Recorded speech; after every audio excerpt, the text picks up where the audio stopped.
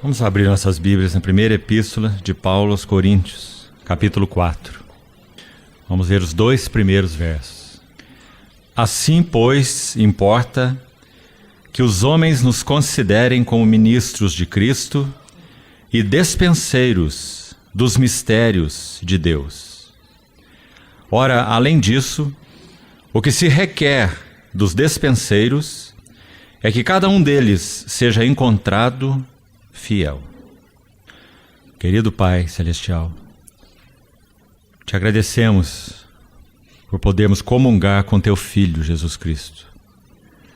Te agradecemos pelo nosso chamamento para a comunhão de Seu Filho Jesus Cristo. Obrigado porque até aqui tem sido presente entre nós e através de nós. Confiamos a Ti mais esse tempo de comunhão na Tua Palavra. Confiamos em Tua misericórdia e esperamos na provisão habilitadora do Teu bendito Espírito Santo. Ilumina os olhos do nosso coração para podermos ver e compreender os Teus assuntos, segundo Tua mente e Teu coração. Em nome do Senhor Jesus. Amém.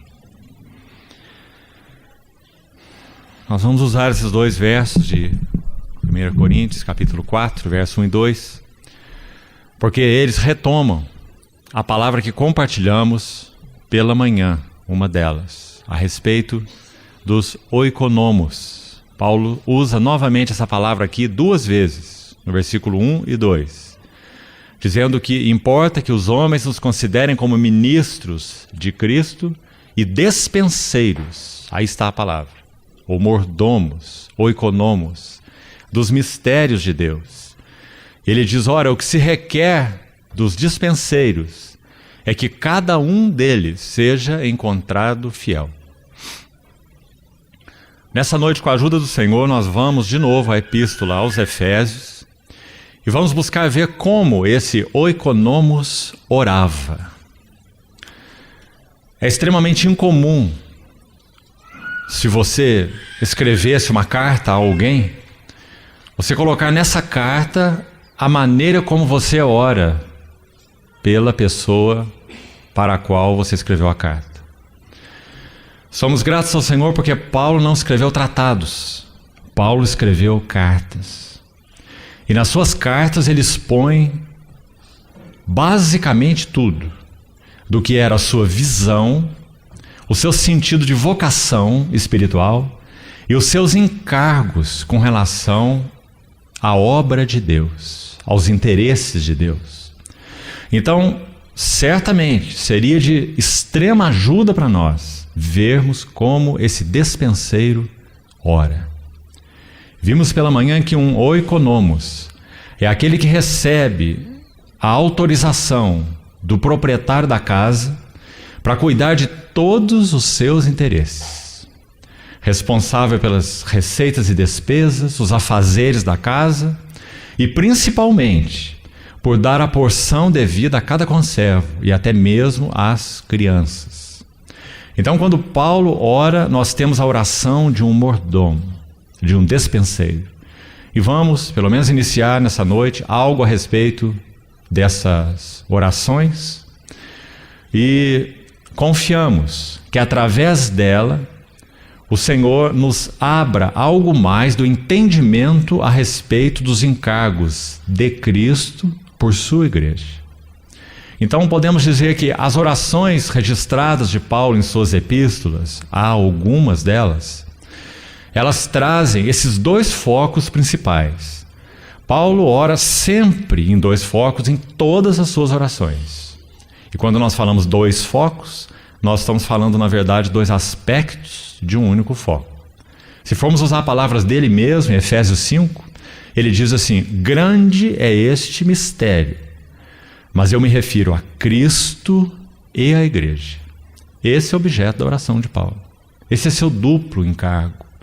Ele ora para que a glória de Cristo seja manifestada aos olhos daqueles que pertencem a Ele e, consequentemente, Ele ora para que os que pertencem a Ele tenham entendimento espiritual para compreenderem a revelação da sua glória. Então isso é parte e contraparte. Cristo e a igreja. A glória de Cristo e a glória de Cristo na igreja. A glória de Cristo revelada à igreja e a necessidade da igreja de contemplar a glória de Cristo e entrar nas realidades espirituais que são nossas em Cristo Jesus. Então vamos à oração do capítulo 3 da Epístola aos Efésios. Com a ajuda do Senhor, essa será então a primeira oração que vamos examinar.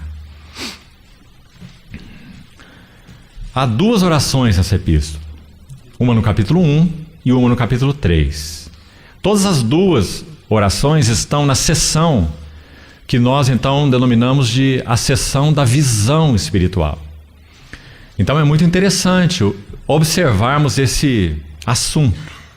Paulo ministra a visão que ele recebeu do Senhor e ele ora com relação à visão. Irmãos amados, uma das grandes provas e testes de que nós realmente temos recebido visão espiritual, real, genuína, da parte do Senhor, é se ela tem gerado em nossos corações encargo de oração. Oração é resposta à visão. Oração é participar dos interesses de Deus. Oração é trabalhar com Deus. Em Colossenses capítulo 2, no primeiro versículo, Paulo diz assim: gostaria que saibais que grande luta eu tenho mantido por vós, pelos laodicenses e por quantos não me viram face a face. Que luta era essa se Paulo estava na prisão domiciliar em Roma? Que luta ele poderia estar travando? Uma só: oração. Grande luta eu venho mantendo por vós. Então nós vamos, se tivermos tempo, examinarmos o que ele diz a partir daí no versículo 2 de Colossenses 2. Mas inicialmente nós vamos a Efésios capítulo 3 examinar a segunda oração nessa epístola, que inicia no verso 14. Lembrando então que ele já orou uma vez, uma maravilhosa oração, registrada na palavra de Deus, então obviamente, completamente inspirada pelo Espírito Santo, assim como são todas as Escrituras. Então podemos afirmar que as orações de Paulo são orações de fato, porque não sabemos orar como convém, mas o mesmo Espírito intercede por nós sobremaneira com gemidos inexprimíveis. Segundo a mente de Deus, ele intercede pelos santos. Foi o que ele escreveu ali em Romanos 8. Então, não apenas estamos estudando uma oração, nós estamos vendo, na verdade, o Espírito Santo orando através de um vaso, pelos encargos de Cristo. A primeira expressão no verso 14, veja na sua Bíblia, Efésios 3,14, é por esta causa. A primeira expressão do verso 1 do capítulo 3 é por esta causa. Do versículo 1 até o versículo 13 desse capítulo 3, Paulo fez o que alguns eruditos, que acho que podemos chamá-los de pedantes, dizem a respeito de Paulo, que ele não era um bom escritor e nem mesmo um bom pregador. Ele escreve nas suas epístolas fazendo muitas digressões.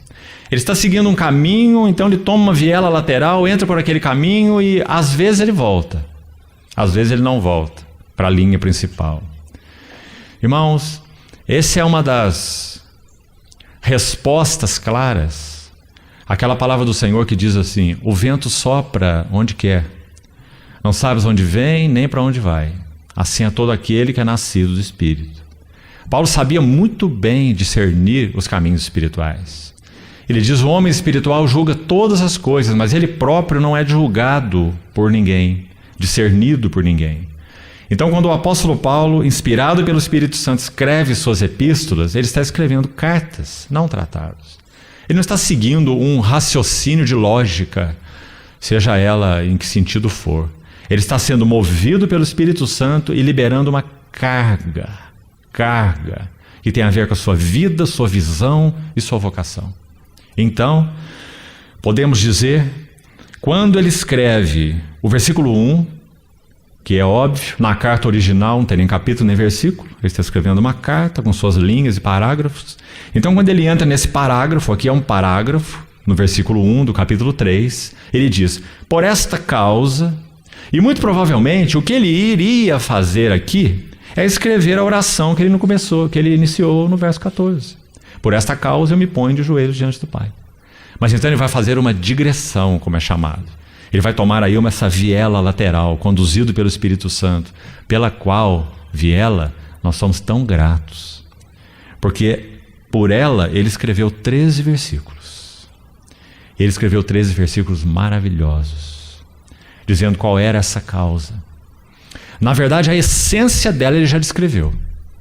Nesses 2 primeiros capítulos, ele disse, no seu capítulo 3, versículo 3 e 4, que ele havia escrevido a respeito do seu discernimento no mistério de Cristo, resumidamente. Então, quando eles lessem até aqui já o que ele escreveu, são 2 capítulos, eles já teriam compreensão do discernimento de Paulo a respeito do mistério de Cristo.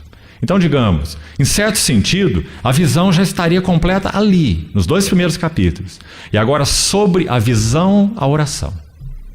Porque a genuína visão espiritual gera carga espiritual. Então ele vai orar. E vai dizer, por esta causa, eu, Paulo, prisioneiro de Cristo Jesus, por amor de vós gentios, aí ele coloca uma vírgula e vai começar essa digressão. E diz, se é que tendes ouvido a respeito da graça de Deus, a mim convidada, da dispensação da graça, a mim confiada. Então ele entrou nesse caminho e fala a respeito desse fato de gentios serem membros do mesmo corpo, co-herdeiros. E depois no verso 8, nós já estudamos pela manhã, ele vai dizer que foi dada a ele a graça de pregar esse evangelho. Fala desse mistério manifestado, essa koinonia do mistério, que já estudamos pela manhã no versículo 9. E 10, e 11, e 12, e 13, e no versículo 14 ele volta e repete a expressão, por esta causa. Então, irmão, sim, o apóstolo Paulo tinha uma causa. Nós fomos chamados para sermos homens e mulheres de uma causa. Essa é a nossa causa.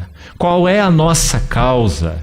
Cristo e a igreja. Essa é a nossa causa. Então ele vai orar sobre essa causa. Vamos ver em que palavras, pelo Espírito Santo, ele o faz.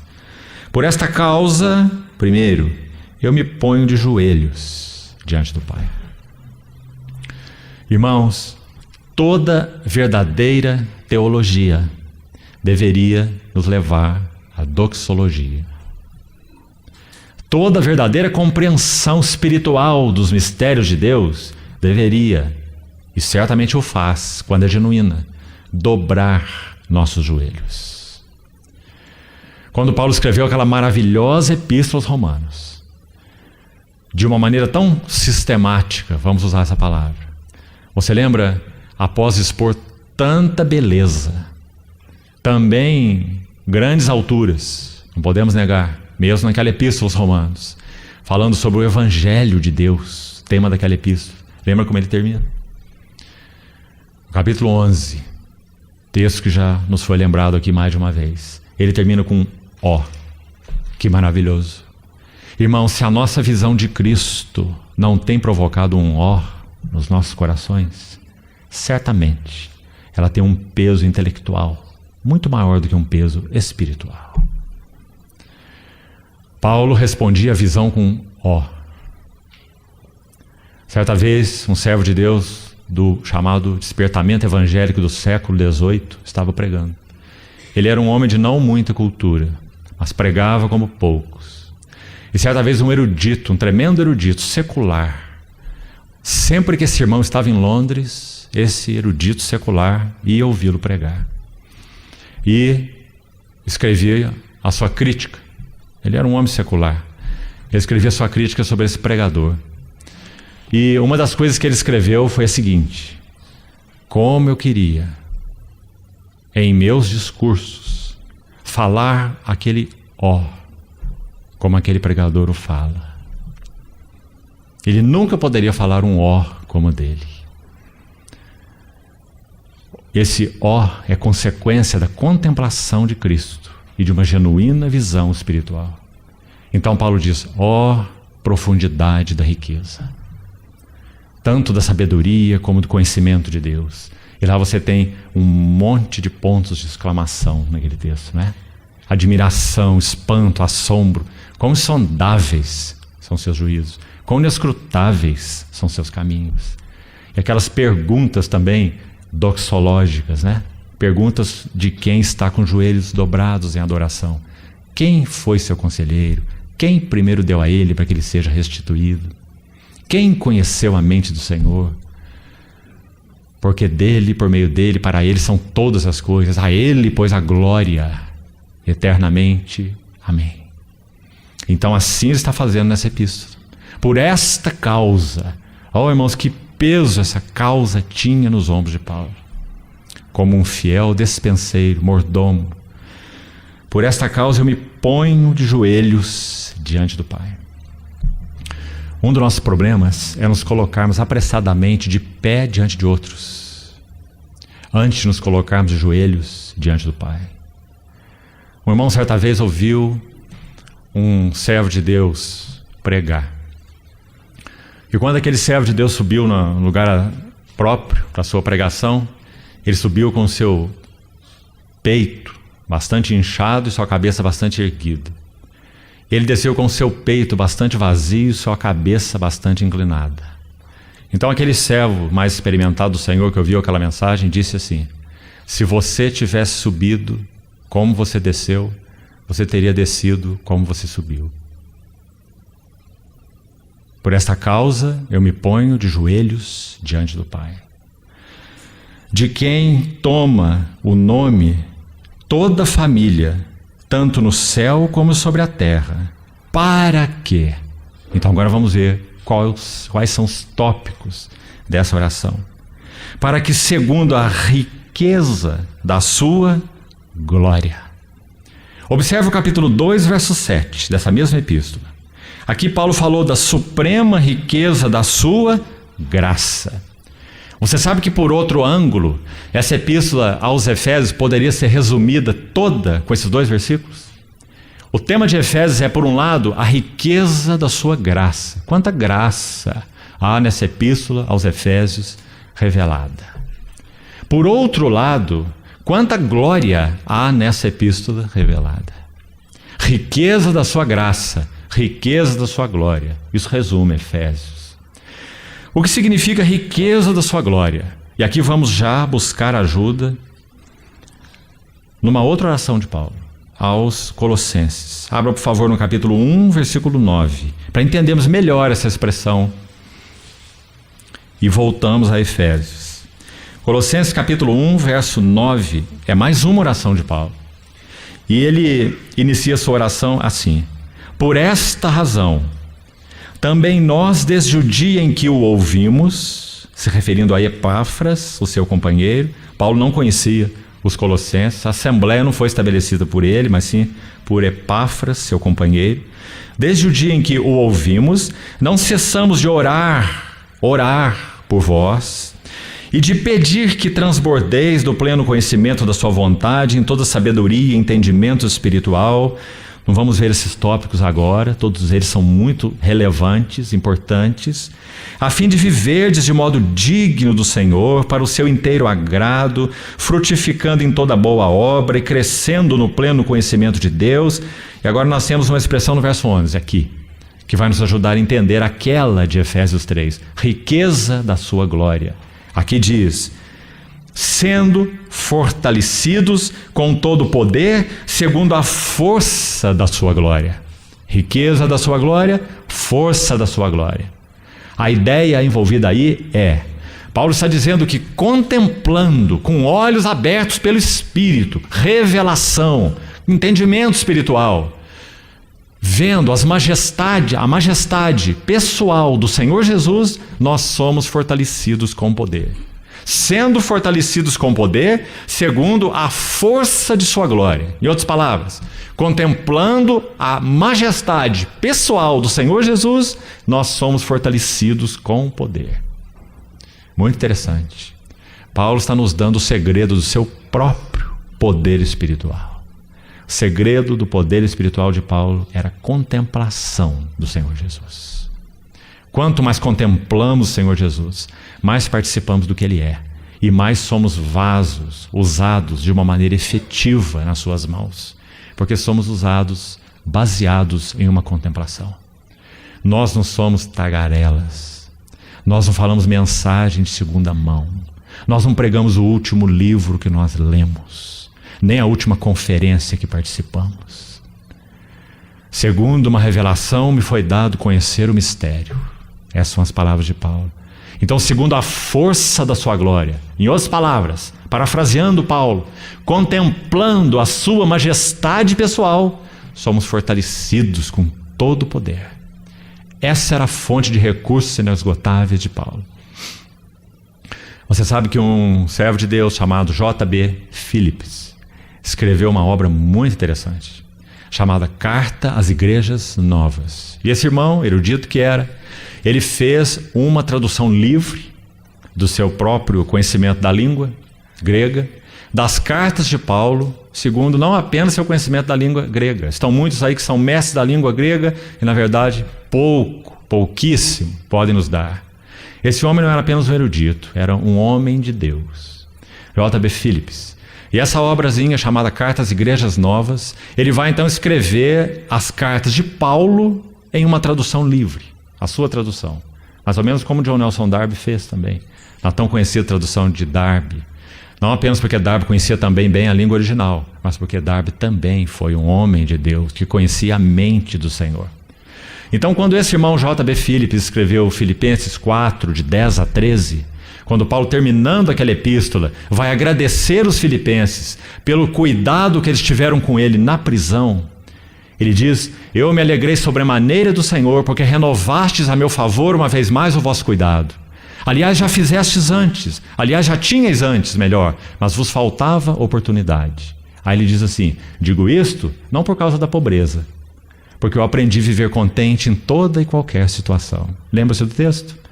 Tanto sei ser humilhado quanto ser honrado, tanto sei ter abundância quanto escassez, tudo posso naquele que me fortalece.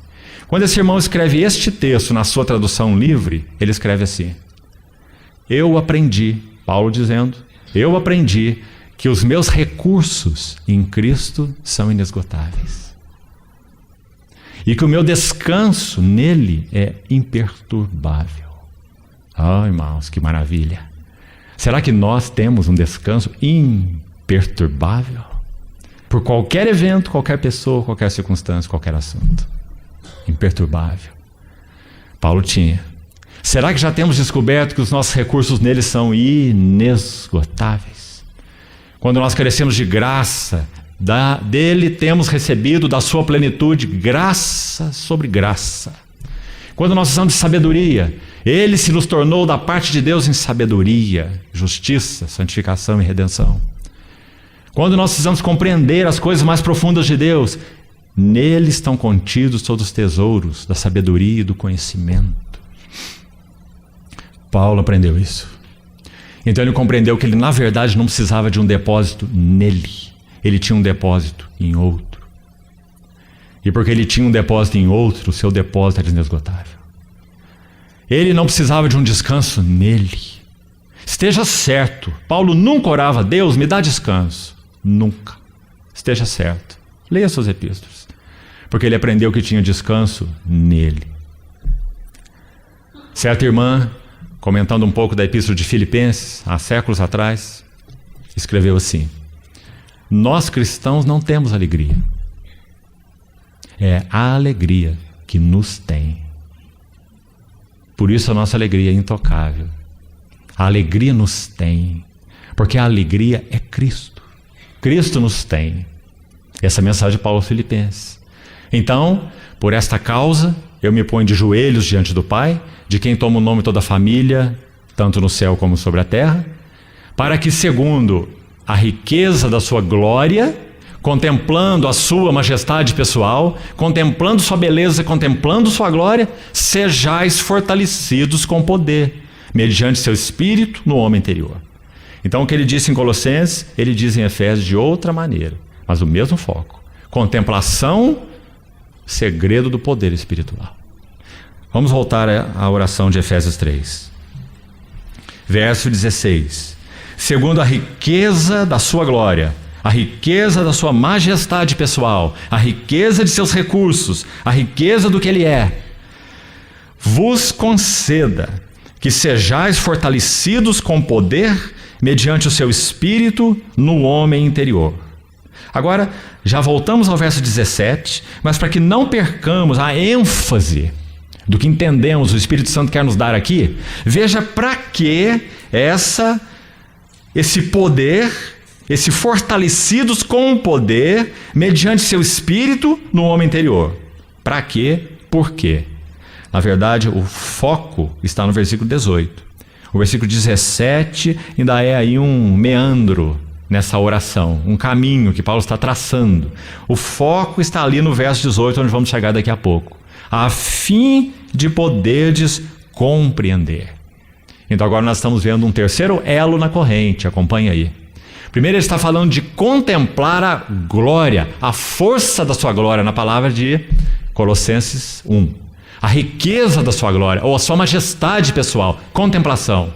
Depois ele está falando de fortalecimento e de poder, mostrando que o poder e o fortalecimento é derivado da contemplação. Sem ver Cristo, nossas vidas são rasas, são fracas, são inconstantes, são dobres. Contemplação, força, e agora ele está dizendo, acrescentou o terceiro elo, compreensão. A fim de poderdes compreender. Então o Espírito Santo ele entra como, digamos, um intermediário aí. É Ele quem nos dá a revelação da beleza do Senhor Jesus progressivamente. Ah, que riquezas insondáveis nosso Cristo tem. Então, na medida que o Espírito Santo vai abrindo nossos olhos, e abrindo, e abrindo, e abrindo, nós vamos conhecendo o grande Cristo que nós temos. Resultado em nós, fortalecidos com todo o poder. E consequência, compreensão espiritual alargada. Porque aqui, irmãos, por favor, vamos prestar atenção nesse terceiro elo. Há uma diferença abissal entre compreensão intelectual, entendimento intelectual e entendimento espiritual. Irmãos, há pessoas capazes, talvez, de citarem porções enormes do Novo Testamento em grego, não é em português. No entanto, se você os ouve, você não recebe nada de Cristo. Nada da vida de Cristo. Intelecto em ação. Pura erudição. Não é disso que Paulo está falando aqui. Ele está falando de entendimento espiritual. Sabe por quê? Quando em Coríntios 2, texto que já comentamos, ele fala sobre o intelecto humano, ele coloca num nível tão baixo com relação às coisas de Deus, que nós ficamos surpresos, se já não tivemos nossa própria experiência nesse assunto. Ele vai dizer assim: olhos não viram, ouvidos não ouviram, e jamais penetrou no coração humano o que Deus tem preparado para aqueles que o amam. Mas Deus, tomando iniciativa, nolo revelou. Deus rasgou o véu. Não tem nada a ver com erudição humana. Não tem nada a ver com escolasticismo. Não tem nada a ver com inteligência. Tem a ver com entendimento espiritual. Deus nolo revelou pelo Espírito. Porque o Espírito a todas as coisas perscruta, até mesmo as coisas profundas de Deus. É maravilhoso. Ele tudo conhece. Então ele é o único capaz de revelar. Mas ele não termina aí não. Ele vai dizer assim: ora, olha a sua conclusão. O homem natural não entende. E nessa classe de homem natural ele colocou todos nós, naturalmente falando, é claro, com uma mente desassistida, que não somos objetos da revelação do Espírito Santo. Todos os homens. O homem natural, e ele diz duas coisas também graves. Ele diz primeiro que ele não entende. Depois ele diz que ele não aceita as coisas do Espírito de Deus, porque lhe parecem loucura. E ele não pode discerni-las, porque elas se explicam espiritualmente. Mas o homem espiritual discerne todas as coisas. Ele compara coisas espirituais com espirituais. Você se lembra dessa expressão? 1 Coríntios 2,14. Sabe o que ela quer dizer? O Espírito Santo é capaz de nos dar uma roupagem espiritual, palavras espirituais, conceitos espirituais, mentalidade espiritual para explicar conceitos espirituais. Isso é o que ele quis dizer ali. Que maravilha, irmão. Então nós entendemos agora qual é o segredo da pregação. É a unção habilitadora do Espírito Santo sobre a palavra, porque só ele é capaz. Só ele é capaz de usar palavras, roupagem adequada para traduzir verdades que estão muito acima da nossa compreensão e do nosso entendimento. Então ele vai dizer, comparando coisas espirituais com espirituais. É a expressão que ele usa ali. Que importante, irmãos. Você vê? Diante desse serviço, nós somos absolutamente inadequados. Então, esse é o caminho que Paulo está entrando aqui nessa oração. Ele ora pelos Efésios e sabe que os Efésios são idênticos a ele. Na questão do seu equipamento natural. Nada podem compreender. Então eu me ponho de joelhos diante do Pai e oro, para que Ele conceda que, baseado na riqueza da sua glória, vocês sejam fortalecidos com poder, mediante seu Espírito, no homem interior. E aí, pulando o verso 17 por enquanto, ele vai dizer, acrescentar aí, como falamos, o terceiro elo, no verso 18, a fim de poderes compreender. Então aí está claro para nós. Contemplação de Cristo, pelo próprio Espírito Santo, fortalecidos com o poder do nosso homem interior, para que possamos compreender. Compreender é inteligência espiritual, não é inteligência natural, intelectual. Então, sigamos. Verso 16 ainda. Fortalecidos com poder mediante seu Espírito no homem interior. Por que será que precisamos ser fortalecidos com poder no nosso homem interior pelo Espírito? Amados irmãos, a contemplação de Cristo, ela é tão desastrosa para o nosso homem natural, que na medida em que esse véu vai sendo rasgado, se o Espírito Santo não nos fortalecer na nossa compreensão, no nosso entendimento, nós nunca poderíamos comportar a visão das glórias do nosso Senhor Jesus. Nós temos que ser assistidos, habilitados, suportados pela ação do Espírito Santo, para que nós possamos compreender algo das glórias de Cristo. As glórias de Cristo, para o homem natural, elas são incontempláveis. E para o homem espiritual é necessária a habilitação do Espírito Santo, o suporte do Espírito Santo. Deixe-me citar um exemplo. Um homem de Deus, certa vez, estava andando por uma rua, uma calçada, e meditando a respeito das glórias de Cristo na sua palavra, e relembrando textos, e o Espírito Santo abrindo seu entendimento, revelando algo mais das belezas de Cristo, e ele caminhando por aquela calçada para um determinado destino. Num dado momento, ele parou sua caminhada, encostou numa parede próxima, apoiou seu corpo, orou ao Senhor e disse assim: Senhor, retira tua mão, mas eu não posso suportar. Revestidos com poder, mediante seu Espírito no homem interior. Mas, irmãos, nosso temor é que nossa geração conheça tão pouco sobre isso. Nossa geração é uma geração da lógica, é uma geração do intelecto, é a geração do penso, logo existo. Senhor, nos ajude, irmãos. Revelação não tem nada a ver com esses assuntos. Fortalecidos com poder mediante seu Espírito no homem interior, para que possais compreender. Mas ainda antes do verso 18, está aí o 17. Então vamos ver o que ele diz no 17.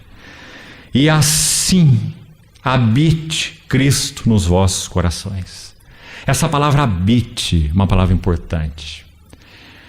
É claro que Paulo não está entrando em nenhum tipo de contrassenso aqui. Ele está orando por cristãos que já são habitados pelo Espírito Santo e nos quais podemos dizer, nos quais corações Cristo já habita. Se alguém não tem o Espírito de Cristo, esse tal não é dele. Como ele mesmo escreveu na sua epístola aos Romanos, capítulo 8. Então ele não está entrando em nenhuma contradição e perdendo seu juízo. Quando ele usa a palavra habite, é uma palavra muito específica. A ideia aqui é, esse Cristo que já habita, esse Cristo que vocês já conhecem, esse Cristo que nasceu dentro de vocês, essa vida com Ele que vocês já compartilham, eu oro por vocês para que essa vida, esse Cristo, lhes ocupe totalmente o ser. Essa ideia, com a palavra habite. A palavra habite aí significa fixar uma residência permanente. Significa que o nosso Cristo, vamos usar uma metáfora aqui, ele não está apenas na sala de visitas do nosso coração. Compreendeu? Nós fornecemos a ele as chaves de todos os aposentos, para que ele possa abrir um a um, entrar neles e fazer a sua obra, santificando, formando a si mesmo, para que nossa mente seja a mente de Cristo, entrando no terreno das nossas emoções, para que elas não sejam descontroladas, nos alegrando com o que Cristo não alegra e nos aborrecendo com aquilo que Cristo não se aborrece. Então ele entrando no terreno das nossas emoções, ele também entrando no terreno da nossa vontade obstinada. Essa senhora altiva, nossa vontade, ele entrando nesse terreno, porque nós concedemos a ele a chave, ele não é um intruso. Então, assim Cristo habite nos vossos corações. Percebeu? Ele está orando, na verdade, para que Cristo seja formado nos Efésios, para que Cristo não esteja ali apenas no homem interior dos Efésios, mas que, fortalecidos com poder pelo Espírito no homem interior, habite Cristo nos vossos corações. Você viu? Mais do que o homem interior, nos vossos corações, que na Bíblia, no Novo Testamento, coração sempre significa espírito e alma juntos. Então, assim habite Cristo nos vossos corações pela fé. Vamos tomar nota desse pela fé. Nós recebemos ainda alguma ajuda aqui. Sentimentalismo na vida cristã, emocionalismo, são uma tragédia, uma doença espiritual. Nós não podemos promover nada na vida cristã por emocionalismo ou por sentimentalismo, só podemos sofrer dano. A nossa relação com Cristo é uma relação pela fé, graças a Deus. Porque a fé é a substancialização dos fatos eternos. A fé é essa capacidade espiritual que Deus nos deu para tocar coisas eternas. A fé é essa capacidade espiritual que Deus nos deu para vincular os nossos corações ao reino da realidade espiritual. Isso é fé. A fé não é maravilhosa? Por isso o justo viverá pela fé. Não apenas receberá vida pela fé com relação à sua justificação pela fé, ou até mesmo a sua regeneração, mas ele viverá da fé. 3 vezes no Novo Testamento, Paulo repete esse assunto, o justo viverá da fé, citado por Abacuque. Ele busca o texto lá de Abacuque e cita 3 vezes no Novo Testamento. 2 vezes tem relação com a justificação pela fé. Romanos 1 e Gálatas 3. Justificação pela fé. Mas a terceira vez não. A terceira vez está em Hebreus. E não sabemos quem foi o autor de Hebreus. Provavelmente não foi Paulo. O autor de Hebreus usa esse texto de Abacuque no capítulo 10. Ele diz: o justo viverá da fé. Em que contexto? Justificação pela fé? Em hipótese nenhuma. Carreira cristã vivida pela fé. Porque ele está dizendo: se retroceder, nele não se compraz a minha alma. Nós, porém, não somos os que retrocedem para a perdição. Somos, entretanto, da fé para a conservação da alma. No mesmo contexto, ele diz: tendes necessidade de perseverança, para que, havendo feito a vontade de Deus, alcanceis a promessa. O tema de Hebreus não é a justificação pela fé. É a jornada cristã que é vivida de fé em fé. Compreendeu? Então, quando diz assim habite Cristo nos vossos corações pela fé, ele está dizendo: não tente promover nada a partir de sua carne. Se nós estamos adorando a Deus, nós só podemos adorá-lo pela fé. É pela fé que Cristo brilha aos nossos olhos. É pela fé que tocamos Cristo. É pela fé que temos experiência de Cristo. Ah, irmãos, que cuidado temos que ter nesse assunto hoje, no meio do povo de Deus, da música. A música se tornou algo profissional e espúrio na casa de Deus. Um fogo estranho no altar, tentando bombar almas, para que de alguma maneira tenha uma experiência sensual, almática e de nenhum valor. Pelo contrário, de prejuízo. As almas inflam e murcham. E esse é um processo horrível no que concerne a nossa carreira cristã, nossa relação com o Senhor, porque isso não tem nada a ver com fé. Então, que desafio para nós. Aprendemos a adorar pela fé. Ter um coração focado em Cristo pelo Espírito, dizendo: Senhor, mostra-te para nós nessa reunião. Abre nossos olhos, nós queremos responder à tua revelação. Queremos te tocar pela fé. Pela fé queremos te contemplar. Pela fé queremos te adorar. Pela fé nós partimos o pão. Pela fé nós louvamos o Senhor. Não tem nada a ver com o que eu sou, com o que você é, com nossas circunstâncias, com nossas coisas. Então ele diz: habite Cristo nos vossos corações pela fé. Ele vai ocupando o nosso ser pela fé. Emocionalismo, sentimentalismo só promovem danos em nossas vidas. Mas graças a Deus, porque quando a revelação do Espírito alcança, atinge, perfura nosso homem interior, aí sim, nossa alma responde ao Senhor. Mas por este caminho, sempre tendo o homem interior como fonte da ação espiritual. Quando a ação começa na alma, é uma ação sensual. Judas usa essa expressão. E diz assim: amados, fortalecei-vos na vossa fé santíssima, orando no Espírito. Final da epístola de Judas, antes de Apocalipse. E quando ele faz a contraparte disso que ele diz com relação aos irmãos, ele diz assim: homens sensuais que não têm o Espírito. Homens sensuais que não têm o Espírito. Ou seja, vivem dos seus próprios sentidos. Então Paulo está dizendo que Cristo será formado no nosso coração, nos ocupará completamente o ser, na medida em que pelo Espírito nós o contemplamos. Vamos voltar aqui: sua majestade pessoal, sua glória. Nós somos fortalecidos com poder pelo seu Espírito no homem interior. O homem interior é o nosso espírito humano. Outra maneira da Bíblia se referir ao nosso espírito humano é o homem interior, não é a nossa alma, é o nosso espírito, é aquela faculdade mais nobre do nosso ser, que Deus a fez pelo seu sopro. Ele produziu em nós, quando soprou sobre as narinas do homem o fôlego de vida.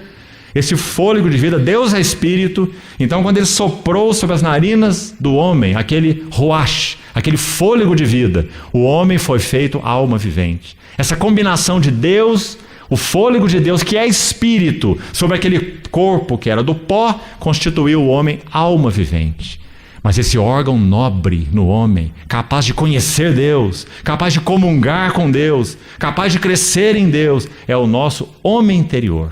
É o nosso espírito. E ele deve ser a fonte para todas as ações da alma. Tudo isso está por trás dessa palavra de Paulo que nós acabamos de ler. Fortalecidos com poder mediante seu espírito no homem interior, mas graças a Deus não só ali. E assim habite Cristo nos vossos corações pela fé. Então, a partir do homem interior, que Cristo ocupe totalmente o vosso ser. Graças a Deus. Isso é tão grande salvação. Fomos chamados para sermos homens novos e novos por inteiro. Homens e mulheres novos. Não regenerados, mas com mente velha. Não regenerados, mas ainda com vontade rebelde e obstinada. Não regenerados, mas com emoções discordantes daquelas do Senhor. Fomos chamados para ser novos inteiros, para que Cristo habite nos vossos corações pela fé. Estando vós, vamos seguir, arraigados e alicerçados em amor. Um detalhe aqui: a oração de Paulo, claro, é uma oração que toca a glória de Cristo na igreja. Nós vamos ver lá no final que assim ele termina essa oração. A Ele seja a glória na igreja. A Deus seja a glória na igreja, assim como é em Cristo Jesus. Na igreja e em Cristo Jesus. Assim ele conclui lá no final da oração. Então, se essa é uma oração corporativa, se o escopo do trabalho de Deus é corporativo, então nós precisamos estar vinculados em amor para podermos compreender. Aqui nós temos mais uma chave. Queremos avançar em genuína compreensão espiritual? Esqueça o tipo de consagração que diz Cristo e eu na minha casa. Esqueça. Porque o chamado de Cristo é corporativo, é para a sua igreja. E se nós não estivermos arraigados e alicerçados em amor, nós não poderemos compreender. Então, arraigados e alicerçados em amor, verso 18, a fim de poderdes compreender. Agora me permita uma palavra aqui. Na tradução que eu estou lendo, diz simplesmente, a fim de poderes compreender com todos os santos. É uma boa tradução. Mas nos lembrando que no original você vai encontrar a palavra transliterada para o português S-Y-N, syn, de onde temos a sincronia, a sintonia no nosso português. E syn significa junto com, ao mesmo tempo. Então aí está essa palavra no texto original. Então, a fim de poderes compreender junto com todos os santos. Sabe por que estamos destacando essa palavra? Porque ela aparece várias vezes na Epístola aos Efésios. Uma única vez ela aparece isolada, traduzida por vínculo, no capítulo 4. Essa palavra S-Y-N, syn. As outras vezes ela é o prefixo de uma palavra maior, que Paulo usa em Efésios em diversas instâncias. Então, o que queremos dizer com isso? Que a palavra junto para Paulo em Efésios é muito importante. Por exemplo, no capítulo 2, ele não diz assim que simplesmente que Deus nos deu vida em Cristo. Veja lá no capítulo 2, verso 6. Ele diz que ele nos deu vida juntamente com Cristo. Viu que importante? Porque Cristo não tem vida para nos dar. Cristo é a nossa vida. Então, quando Deus nos dá vida, não é porque Cristo é o autor da vida, então ele tem vida para dar, ele dá vida para um, dá vida para outro. Ele é um supermercado que distribui a sua mercadoria. Vida para lá e vida para cá. Não. Paulo está dizendo, ele é a vida. E juntamente com ele, Deus nos deu vida. Bem diferente, não é? Nós viemos participar da vida na vida, com V maiúsculo. Nele estava a vida, e a vida era a luz dos homens. Ah, que bom. Graças ao Senhor. Então ele vai seguir no versículo 7 do capítulo 2, e dizendo, e juntamente, ele repete a palavra, veja como é importante para ele, porque ele repetiu, juntamente com ele nos ressuscitou, e de novo na língua original, juntamente com ele nos fez assentar nos lugares celestiais. Nós temos 3 vezes aí o junto. Não é uma palavra importante para Paulo? Porque Paulo está falando da igreja, a igreja é um corpo, é junto com. Do contrário, nós não vamos avançar, não vamos crescer, não vamos compreender, não vamos ter uma palavra estimada dele, pleroma. Não teremos plenitude. Eu e Cristo na minha casa. Compreendeu, irmão? Que maravilha. Porque esse é o chamado corporativo, chamado para a igreja. Arraigados, alicerçados em amor, a fim de poderes compreender junto com todos os santos qual é a largura, o comprimento, a altura, a profundidade, e conhecer o amor de Cristo. Pode ser que a altura, comprimento, largura, profundidade se refira ao amor de Cristo, imensurável. Pode ser, mas o mais provável é que o comprimento, a altura, a largura e a profundidade, essas medidas mencionadas no verso 18, atente aí, se refiram ao verso 11. As medidas, largura, comprimento, altura e profundidade do eterno propósito de Deus. Porque Paulo está orando por visão espiritual, para que eles possam compreender, acabamos de ler aí, que sejais fortalecidos com poder pelo seu espírito no homem interior, verso 16, e o 18, para poder descompreender a largura, o comprimento, a altura e a profundidade do eterno propósito de Deus em Cristo Jesus. Ele é imenso. E aí ele põe um E, veja esse E aí. E, no verso 19, conhecer o amor de Cristo. Então, na medida que pelo Espírito nós vamos contemplando as medidas imensuráveis, não é? Desse eterno propósito que Deus estabeleceu em Cristo, o nosso coração vai experimentando o amor de Cristo, que excede todo entendimento. E nós vamos conhecendo, palavra que ele também usa muito, não é? Essa gnosis. Mas ele não está falando dessa gnosis, não, irmão. Já falamos sobre isso. Paulo combate essa gnose, ele mostra que essa gnose é loucura diante de Deus, né? Um servo de Deus do passado disse assim, no mundo físico, a distância entre a mente e o coração não chega a 50 centímetros. No mundo espiritual, é a distância entre o inferno e o céu.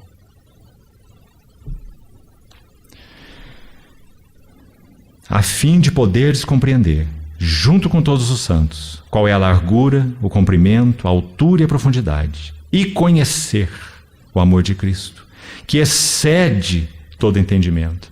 A própria linguagem deixa tudo claro para nós. Como vamos conhecer alguma coisa que excede o entendimento? É porque esse conhecimento não é intelectual. É porque esse conhecimento é espiritual. Entrar na experiência do amor de Cristo e conhecer o amor de Cristo. Enfim, no verso 19 ele conclui: para que sejais tomados. Oh, que palavra importante aqui. Absorvidos. Tomados de toda plenitude. Aí está o pleroma. Plenitude de Deus. Essa palavra é usada de uma maneira muito especial por Paulo.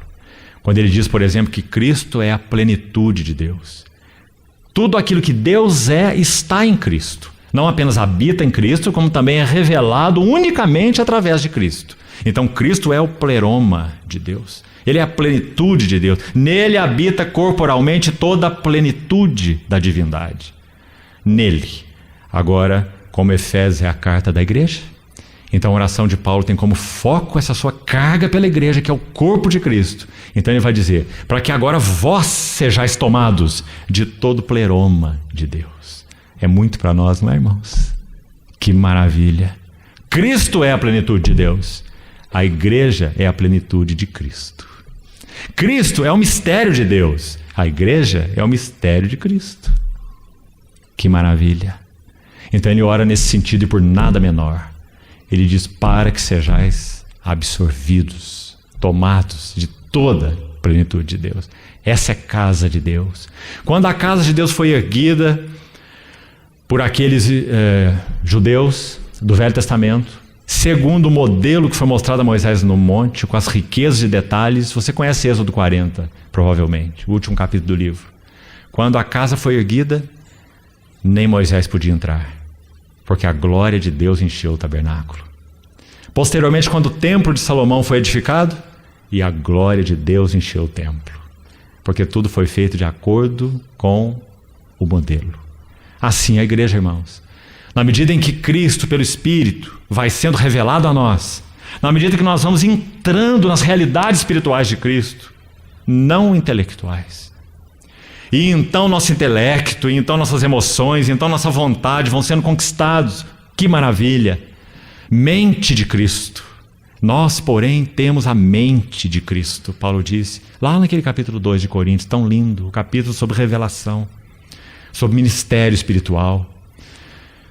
E nossa vontade, experimentando a boa, agradável e perfeita vontade de Deus, e nossas emoções sendo conquistadas para Ele e por Ele. Qual o resultado? Para que sejais tomados de toda a plenitude de Deus. Ah, irmãos, nós não podemos nem imaginar uma reunião do povo de Deus assim. Vai faltar espaço para tanta gente querendo falar e manifestar as riquezas do Senhor que Ele tem conhecido. Não um tagarela que vem lá da sua biblioteca querer falar as palavras, como dissemos, que ele entendeu com a sua mente, mas alguém que está conhecendo Cristo e o amor de Cristo, as riquezas de Cristo, entrando nelas e elas nele, para que sejais tomados de toda a plenitude de Deus. Os coríntios eram uma assembleia bastante complicada em diversos aspectos. Mas, irmãos, para vergonha nossa, nós podemos ainda dizer, temos que dizer, que eles tinham muito mais do que nós. O que será que seria dito de nós se Paulo escrevesse uma carta para nós, para as nossas assembleias atuais? Ele escreveu para os coríntios assim: em tudo fostes enriquecidos nele, em toda palavra e em todo conhecimento, de maneira que não vos falte nenhum dom. E nós temos uma carência tão grande de entendimento, de conhecimento, de dons, de serviços genuínos, espirituais no corpo de Cristo. Eles tinham isso, mas paralelamente a isso, eles tinham uma carne não tratada, porque essas coisas não se confundem. Dom espiritual é uma coisa, carne é outra coisa. Para dom espiritual, nós precisamos ser alimentados, crescer no discernimento, crescer no exercício do dom, crescer no serviço espiritual. Por outro lado, paralelamente, inseparavelmente, nós precisamos da cruz operando na nossa carne. Do contrário, nós vamos ter a carne se imiscuindo no exercício do dom espiritual. E isso estava acontecendo com os coríntios. Eles falavam em línguas e disputavam uns com os outros nesse assunto. Eles profetizavam e um queria profetizar mais do que o outro. E consideravam aqueles dons chamados miraculosos, espetaculares, de um valor muito mais elevado do que, por exemplo, profetizar. E Paulo diz, no exercício dos dons de vocês, eles são genuínos, eles são do Espírito, mas está tudo errado no exercício de vocês. Eu prefiro, por exemplo, falar na igreja 5 palavras, com meu entendimento, para edificar outros, do que 10.000 palavras em outras línguas. E eu dou graças a Deus porque falo em línguas, mais do que todos vós. Então não descartou esse dom. Mas ele está dizendo, progredi para a edificação da igreja. Todos podereis profetizar um após outro, para todos aprenderem e serem consolados. Olha que reunião maravilhosa. Não é, irmão? O Senhor não nos coloca com a boca no pó quando nós lemos esses versículos, e ele escreveu para os coríntios, bebês ainda em Cristo. E nós, o que será que seríamos? Acho que nós seríamos um feto ainda. Ele continua nessa epístola aos Coríntios dizendo assim, cada um veja como edifica. Vocês têm aí, usando outras palavras, né, parafraseando Paulo, vocês têm edificadores no meio de vocês que são muito ativos.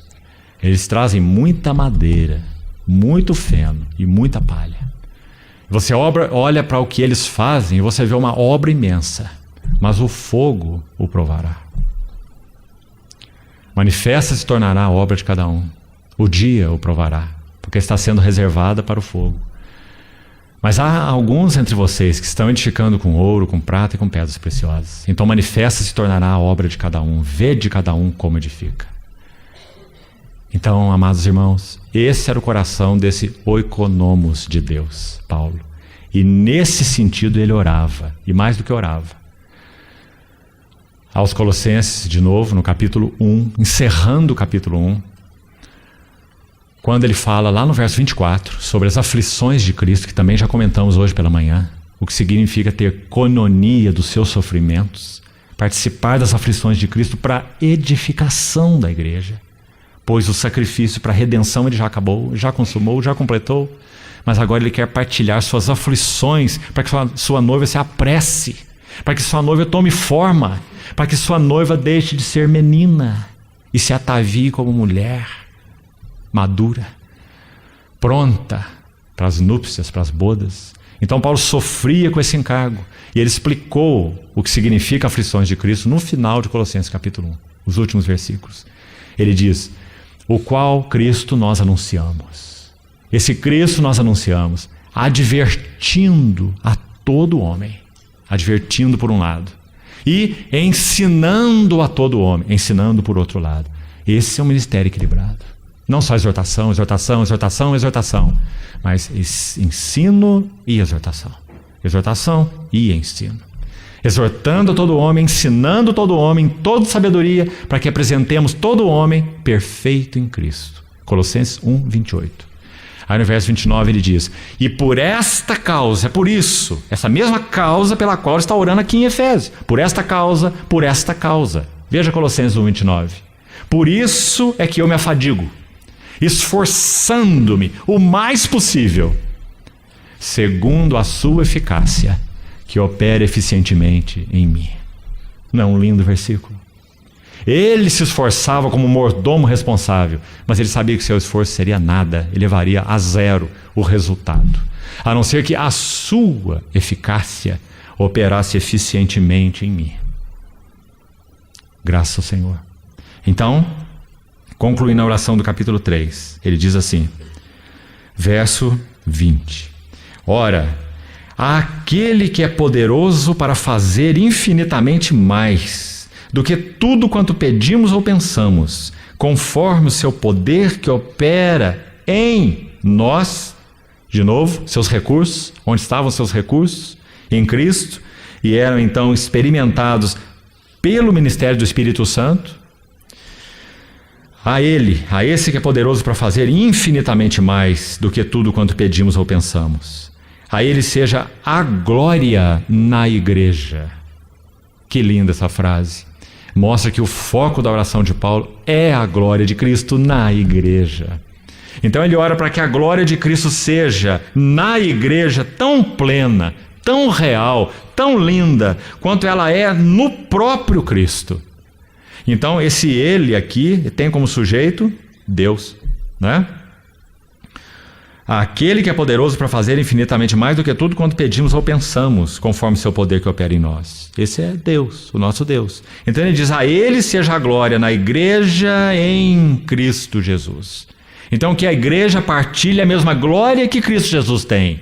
Que a glória que Cristo tem seja vista na sua igreja, porque para isso ela foi chamada, como nós vimos pela manhã. 2 Tessalonicenses 2, 13 e 14. Chamados para alcançar a glória do nosso Senhor Jesus Cristo. Quando Ele vier para ser glorificado nos seus santos e ser admirado em todos os que creram naquele dia. São palavras tão maravilhosas, não é, irmãos? Porque esse é o chamamento nosso da igreja. Nada menos do que isso, nada menos. Então, a Ele seja a glória na igreja e em Cristo Jesus, por todas as gerações e para todo sempre. Amém. Agora, vamos para o livro de Colossenses, a Epístola aos Colossenses, e aqui vamos terminar. Capítulo 1, verso 9. Mais uma oração de Paulo. Não vamos ter tempo para estudá-la toda, mas vamos destacar alguns elementos. 1, 9, Colossenses. Por esta razão, também nós, desde o dia em que o ouvimos, não cessamos de orar por vós e de pedir. Qual era então seu encargo, sua carga, baseado na visão que ele tinha do eterno propósito de Deus, das glórias de Cristo? É pedir que transbordeis de pleno conhecimento da sua vontade. Palavra que também ele usa de modo especial, essa palavra pleno conhecimento. Epignosis. Pleno conhecimento da sua vontade. A fim, ou em toda a sabedoria, e olha essa frase, essa palavra aqui, né? Importante, essa frasezinha. Essas duas palavras, entendimento espiritual, que nós então já explicamos. Não é intelectual, não parte de recursos naturais, não pode ser alcançada por intelecto, por estudo, por nada, que não seja uma ação direta, reveladora do Espírito Santo. Entendimento espiritual. Para quê? A fim de viverdes de modo digno do Senhor. Que frase também maravilhosa é essa? Porque sabe o que o entendimento intelectual faz conosco? Por si e em si mesmo?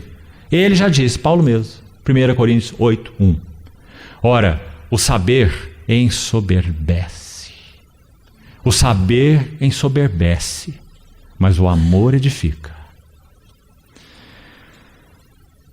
A fim de viverdes de modo digno do Senhor. Então ele está dizendo que quando o entendimento é genuinamente espiritual, ele muda nossas vidas e os nossos relacionamentos. Essa é a grande diferença entre conhecimento espiritual e informação. Informação não tem efeito transformador. Conhecimento espiritual tem efeito transformador. Então, a fim de viverdes de modo digno do Senhor. O maestro toca e a orquestra, o maestro rege e a orquestra toca. Essa é a palavra de Paulo para dignos. Há uma harmonia, há uma correspondência entre aquele que rege e os que são regidos, para viver de modo digno, compatível, idôneo com o Senhor, com o que o Senhor é, para o seu inteiro agrado. Podemos dizer assim, irmãos, que a motivação de todas as epístolas do Novo Testamento é que sejamos agradáveis a Deus. O autor de Hebreus, no final do capítulo 12 da epístola, ele diz assim: para que possamos servi-lo de modo agradável e com reverência, porque o nosso Deus é um fogo consumidor. Retendo a graça que nos foi dada, sirvamos a Deus de modo a agradá-lo, de modo agradável, com reverência e santo temor, porque nosso Deus é um fogo consumidor. A motivação por trás de todas as epístolas é uma só, é que nós possamos agradar a Deus. Nosso irmão nos lembrava hoje pela manhã, aquele versículo de Neemias capítulo 8, quando Esdras lê a lei diante do povo, e eles choram ouvindo a palavra do Senhor, e a palavra do Senhor perfura o coração deles, e eles se prostram em adoração. Então, aqueles que ministravam vão dizer assim: não pranteis nem choreis, enviai porções aos que nada têm, esse dia consagrado ao Senhor, porque a alegria do Senhor é a vossa força. Viver de modo digno do Senhor para o seu inteiro agrado. Aqueles irmãos, aquelas pessoas estavam com a boca no pó, em arrependimento, vendo a sua infidelidade, 70 anos de cativeiro, e só agora retornaram para Jerusalém, tanto ainda para ser edificado, os muros ainda em ruínas, eles ainda expostos a inimigos. Então, quando a palavra de Deus penetrou o coração deles, eles viram aquilo, eles se prostraram diante do Senhor, em humilhação, arrependimento e adoração. Então, essa é a alegria do Senhor. O Senhor estava agradado, o Senhor estava satisfeito, porque eles tinham um coração de arrependimento e responderam à palavra que perfurou o coração deles. Então eles ouviram a alegria do Senhor. O Senhor está satisfeito, o Senhor está contente, e essa é a vossa força. A mesma coisa Paulo diz aqui. Para o seu inteiro agrado, frutificando em toda boa obra e crescendo no pleno conhecimento de Deus. Veja as palavras similares à oração de Efésios. Sendo fortalecidos com todo o poder. Ele usou essa mesma frase na oração do capítulo 3 de Efésios, não é? Fortalecidos com todo o poder mediante seu espírito no homem interior. E aqui ele repete a mesma frase. E diz, fortalecidos com poder segundo a força da sua glória, que nós já comentamos. A sua majestade pessoal. Em toda perseverança. É contemplando a majestade pessoal do Senhor Jesus que nós adquirimos perseverança. Que linda conexão. E como precisamos compreendê-la. Queremos ser irmãos e irmãs que perseveram. Precisamos contemplar a majestade do nosso Senhor Jesus, a beleza dele. Essa é a fonte da nossa perseverança. E sabe por que perseverança é importante na vida cristã? Tiago vai nos responder. Aliás, o Senhor Jesus já havia nos dito lá no Evangelho de Lucas, conforme registrado por ele, Lucas 19. É na vossa perseverança que ganhareis as vossas almas. E Tiago escreve no seu livro, tendes necessidade de perseverança, para que havendo feito a vontade de Deus, isso é Hebreus, tendes necessidade de perseverança, para que havendo feito a vontade de Deus, alcanceis a promessa. Isso é Hebreus capítulo 10. E Tiago vai falar no seu capítulo 1 sobre perseverança, dizendo que a perseverança deve ter uma ação completa, para que sejamos perfeitos e íntegros e em nada deficientes. Perseverança é importante na carreira cristã? Muito, irmãos. Quando nós não temos perseverança, nós não chegamos a lugar nenhum. Nós só nos reunimos com quem nos agrada. Nós só ouvimos quem nos interessa. Nós só temos relacionamentos na medida em que nós somos, de alguma forma, satisfeitos nos nossos interesses. Meninos, birrentos, tendes necessidade de perseverança. Vá contra os teus interesses. Vá contra a tua alma, a favor da cruz. Para que então a perseverança possa ter ação completa. Para que sejais perfeitos e íntegros. E em nada deficientes. De acordo com Tiago, sabe qual é o contrário de perfeitos e íntegros e em nada deficientes? Leia o capítulo 1. Homem de ânimo dobre, inconstante em todos os seus caminhos. Ou nós somos um, ou somos outro. Perfeitos e íntegros, em nada deficientes. Dobres e inconstantes em todos os seus caminhos. Irmãos, quantas atividades cristãs, como nós as denominamos, nós começamos e não acabamos. Quantas promessas de consagração nós já fizemos, quem sabe? Quantos envolvimentos com serviços chamados cristãos nós já nos envolvemos? Tendes necessidade de perseverança. Fortalecidos segundo a força da sua glória, em toda perseverança e longanimidade. Longanimidade também é uma palavra linda. Quando olhamos para a nossa vida conjugal, talvez mais do que em lugar nenhum, ela se torna tão prática. Longanimidade significa que o pavio é tão longo que ele está muito longe da bomba. Isso é longanimidade. Mas por causa da carência que nós temos do caráter de Cristo formado em nós, o nosso pavio tem 2 centímetros. Aquele que acende não consegue nem correr, explode na cara dele. Longo ânimo. Não é linda essa palavra? Ah, como nós maridos precisamos pedir ao Senhor que essa faceta do caráter de Cristo seja formado em nossas vidas. Na verdade é Cristo formado em nós. Ele é o único longânimo. Ah, como ele é longânimo. Ele suportou as aflições. Ele ofereceu seu rosto como um seixo. Suas costas foram rasgadas. Sua fronte vazada. Cuspido, esbofeteado, escarnecido. Um manto colocado sobre ele, um caniço. Rei dos judeus, salve o rei. Longânimo, longânimo. Ele é longânimo para com todos, desejando que nenhum pereça, senão que todos cheguem ao arrependimento. Que maravilha, irmãos!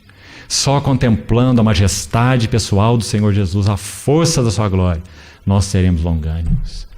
Pare com as suas promessas de longanimidade, irmão e irmã, pare, elas não funcionam. Só Cristo é longânimo. Precisamos que Cristo seja formado em nós, para que nós tenhamos longanimidade. Que maravilha a longanimidade! É por causa da longanimidade de Cristo que nós estamos aqui. Quem sabe é por causa da longanimidade de um irmão ou outro irmão, ou uma irmã ou outra irmã, que a nossa vida cristã prosseguiu, porque irmãos foram longânimos conosco. Paulo foi tão longânimo com aqueles que o criticavam, com aqueles que disputavam com ele coisas que ele nunca disputou. Pregavam o evangelho provocando zelos, para provocar zelos em Paulo. Ele escreveu aos Filipenses: alguns pregam por porfia, alguns pregam por inveja. Inveja de quem? Dele. Da forma como Deus o usava, da forma como Deus falava através dele. Ele tinha imitadores, ele tinha invejosos. Ele disse: eu simplesmente não me importo, contanto que Cristo seja pregado. Quer por porfia, quer por verdade, desde que Cristo seja pregado. Isso é longanimidade. E por fim, com alegria. Ah, que maravilha! Mais uma vez já falamos, Cristo é a alegria de Deus. Cristo não tem alegria para nos dar. Nós queremos alegria, temos que estar em Cristo. Permanecei em mim, more em mim, habite em mim, e eu habitarei em vós. Nós é que precisamos morar na alegria, porque a nossa alegria é intocável. Nossa alegria está no trono. Nossa alegria está exaltada. Com alegria. E tem mais, dando graças. Quanta coisa, irmãos! É fruto da contemplação de Cristo. Dando graças ao Pai que vos fez idôneos à parte que vos cabe da herança dos santos na luz. Sabe por que dando graças? Hoje nós partimos o pão no primeiro tempo juntos. Eucaristia, literalmente, significa ações de graça. De graças. Diante da mesa do Senhor nós só temos uma atitude: ações de graças. Dando graças. Sabe por que a palavra de Deus não apenas nos recomenda, mas requer isso de nós? Aos Tessalonicenses, Paulo escreve a mesma coisa, no capítulo 5 de 1 Tessalonicenses. Dando sempre graças ao Pai por tudo. Porque, segundo a palavra de Deus, a gratidão é um antídoto contra a murmuração. Sede, pois, mutuamente hospitaleiros, sem murmuração. Fazei tudo sem murmuração nem contendas, para que torneis irrepreensíveis e sinceros, filhos de Deus inculpáveis, no meio de uma geração pervertida e corrupta, na qual resplandeceis como luzeiros no mundo. Filipenses capítulo 2. Murmuração é o antídoto divino. Gratidão é o antídoto divino contra a murmuração. Como nós podemos ser gratos? Na medida em que contemplamos a majestade pessoal do nosso Senhor Jesus. Então, vamos terminar por aqui hoje. Essas são as riquezas da igreja em Cristo. Essas são as riquezas que Cristo deseja comunicar para a igreja. Na verdade, é Ele mesmo. Não são virtudes que Ele concede à igreja. Estaria então incorreto nós orarmos por alegria, nós orarmos por longanimidade e nós orarmos por gratidão. É necessário que nós contemplemos Cristo. E na medida em que Cristo vai sendo mais real, habitando nos nossos corações mais profundamente, e junto com todos os santos nós vamos crescendo na compreensão espiritual, então todos esses frutos são resultados dessa contemplação. Nós vamos avançando na longanimidade, na perseverança, no amor uns aos outros, na carga de Deus uns para com os outros, no entendimento espiritual, no conhecimento, na sabedoria. Que maravilha é a casa de Deus! Que outro lugar existe nesse universo para se comparar com a casa de Deus? Que maravilha é a casa de Deus! Qual a diferença entre conhecimento e sabedoria? Conhecimento espiritual é aquilo que conhecemos de Deus em Cristo, por revelação do Espírito. Sabedoria é a aplicação daquilo que conhecemos. Quando o nosso conhecimento é aplicado numa situação específica, isso é sabedoria. Tanto conhecimento quanto sabedoria são plenos em Cristo. Você se lembra que o nosso Senhor Jesus, ele foi apertado, espremido, encurralado, em todos os momentos, por várias classes de pessoas. Os fariseus queriam demais derrubá-lo. E eles são muito espertos. Eles queriam derrubá-lo com a palavra, derrubá-lo com a lei. E eles tinham certeza que eles fariam. Apresentaram para ele aquela mulher pega em flagrante adultério. E eles devem ter se alegrado tanto, irmãos, mas tanto, porque disseram, agora acabou, é o fim dele. Nós vamos levar para ele, dizer que nós pegamos essa mulher no flagrante, e a lei de Moisés diz que ela tem que ser apedrejada. E vai ser um ponto final para ele. Nós vamos apedrejar e vamos ficar olhando para a cara dele, o pregador da misericórdia. Então eles levaram a mulher até ele. E nosso Senhor Jesus disse, é verdade. A lei de Moisés diz que ela deve ser apedrejada. Para iniciar o apedrejamento, aquele que não tem pecado, atire a primeira pedra. Isso é sabedoria, não é maravilhoso? Compreenderem plenamente o mistério de Deus, Cristo, em quem todos os tesouros da sabedoria e do conhecimento estão ocultos. Que lindo, irmãos. Esses são os tesouros da igreja. Nossos, só nossos. Não são de anjos, muito menos de demônios, e nem dos homens naturais. É só nosso. É o nosso Cristo. Nós somos dele e ele é nosso. Então, esse é o chamamento da igreja. Vamos pedir ao Senhor que desperte nossos corações para ele, ele mesmo, para que nós possamos ser ricos de Cristo, plenos de Cristo. Vamos reivindicar Cristo como nossa propriedade. Você entende isso? Cristo de Deus, tu és nosso Cristo, nós te amamos. Nós queremos te conhecer muito mais profundamente. Nos ajuda, disciplina nossas vidas. Nos ajuda a disciplinar nossas vidas, Senhor, para te conhecer. Não ache, irmão, que você vai conhecer a Cristo com um devocional diário de 10 minutos. Isso pode ser de ajuda para você, frequentemente o é. Mas são doses homeopáticas. Que o Senhor nos ajude a conhecer as riquezas de Cristo com mais avidez. A sublimidade do conhecimento de Cristo Jesus, o meu Senhor, pelo qual perdi todas as coisas e as considero como refúgio para ganhar a Cristo e ser achado nele. Graças, Senhor. Então, essa é a oração desse oikonomos de Deus. Você vê que ele não é um teórico, você viu? Você viu que ele não é simplesmente um teólogo, você viu? Você viu que ele não é simplesmente um erudito, viu também? Você viu que ele não é um filósofo, embora ele também fosse. Mas quando ele olha para isso tudo, em 1 Coríntios 2, ele fala, eu, quando fui ter convosco, não o fiz com linguagem de sabedoria e ostentação, linguagem humana e ostentação de sabedoria, mas em demonstração do Espírito e de poder, para que a vossa fé não se apoiasse em sabedoria humana, mas sim no poder de Deus.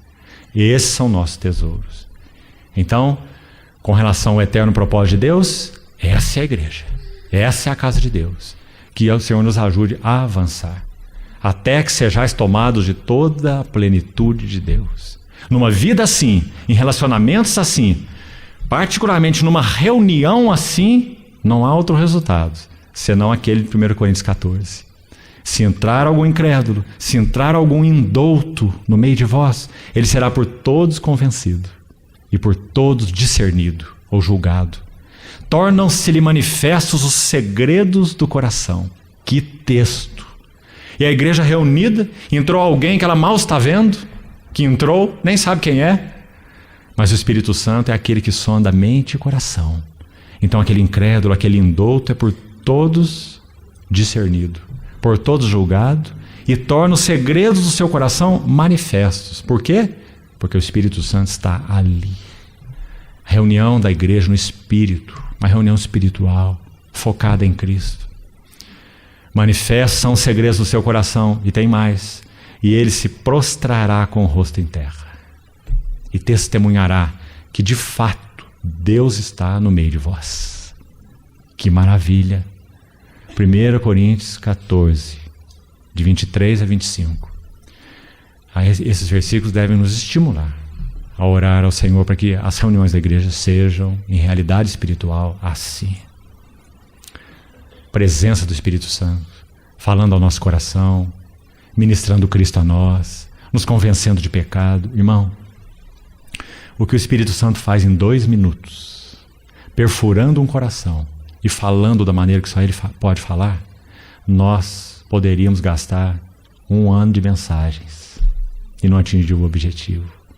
Bastam 2 minutos de um verdadeiro falar do Espírito Santo e nossa vida muda rumo. Convertei-vos e cada um de vós seja batizado em nome do Senhor Jesus. Quando Pedro pregou aquela mensagem, diz o texto, compungiu-se-lhes o coração. Você sabe que aquela palavra ela significa isso, né? Perfurados foram os seus corações. Aquela espada saiu da boca de Pedro e rasgou 3.000 corações. E eles disseram, que faremos? Ah, como nós precisamos desse que faremos nas nossas reuniões. Ajude-nos o Senhor, irmãos, porque tudo isso é herança nossa em Cristo. Então vamos concluir, vamos orar ao Senhor, para que o Senhor nos dê a realidade daquilo que nós estamos falando nessa noite juntos. Ó Senhor, contamos exclusivamente com a Tua misericórdia. As misericórdias do Senhor são a causa de nós não sermos consumidos. Elas se renovam cada manhã. Grande é a Tua fidelidade. É por amor do Teu nome que o Senhor continua a lidar conosco. Muito, muito obrigado. Senhor, há sim um anseio, um clamor, um rogo no nosso coração. É que o Senhor, por Tua bondade, não solte Tuas mãos de nós. Não desistas de nós. Vence, Senhor, vence, triunfa sobre tudo em nós que compete contigo. Toda fortaleza em nós que se levanta contra o conhecimento de Deus. Leva cativo todo pensamento à obediência de Cristo. Ah, Senhor, reconhecemos que na vida de Tuas assembleias, sim, em nós, há fortalezas e sofismas. Há altivez que se levanta contra Teu conhecimento. Há obstinação, há engano. Há descaminhos. Ó Senhor, te pedimos, limpa Tua eira.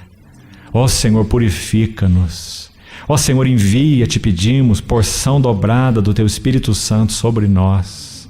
Dá-nos um falar vivo da Tua parte, Senhor, para que nossos corações sejam rasgados, sejam capturados. Senhor, não queremos permanecer como estamos, mas também nesse caminho, ajuda-nos, Senhor, a não verter nossos olhos para dentro de nós mesmos. Não temos nada, Senhor. Levanta nossos olhos, para que nosso arrependimento não seja de nós para nós mesmos. Dá-nos um genuíno arrependimento, com olhos levantados para cima, olhando para Ti, Senhor. É Tua bondade que nos conduz ao arrependimento.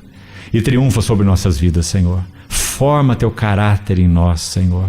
Entra em cada compartimento do nosso coração e assim habites ricamente no nosso coração, te pedimos.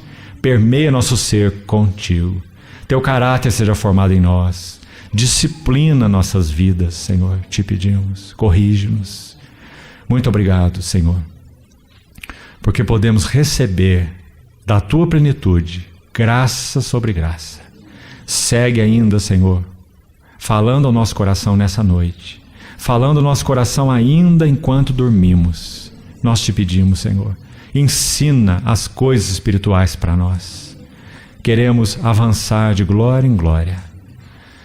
A Ti seja a glória na igreja. Em Teu nome precioso oramos, Senhor, com gratidão. Amém.